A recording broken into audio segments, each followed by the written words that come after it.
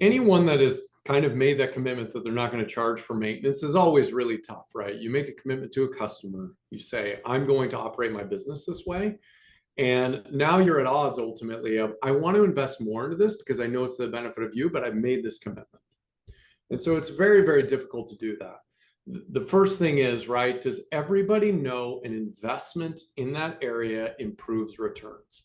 Does everyone know that a speed repair is a huge leading indicator for resident satisfaction, which is a huge leading indicator for renewal, which is a huge leading indicator for not having to do a turnover, which is a huge leading indicator for not having to spend money on a rental unit? Does everybody know that?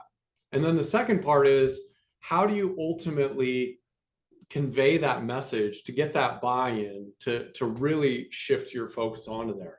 And one of the examples that I was giving recently was the aspect of, would you, say you got into an injury and you're sitting there going, I've got two options for my therapist, my PT, physical therapy. I've got the freebie that the office or the hospital is giving me for free. Or am I going to go invest on this one? And let's say it's serious. Or am I going to go invest in this one that they're top tier, recognized powerhouse, but they charge money with something I desperately care about, like my body? I'm going to make the investment on which one is going to get me a better chance on the outcome I'm wanting. Do I want the straight out of college, minimize cost? And no offense to those people, but am I going to go that route and entrust them with my body in order to save a couple of bucks, at least up front? Or am I going to go with the thing that potentially could help me resolve it for the lifetime and get the outcome I need?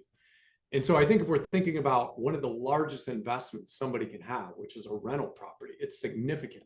And maintenance is 12.7% of the NOI. Making sure that that messaging is super clear as an investment here is a significant reduction there.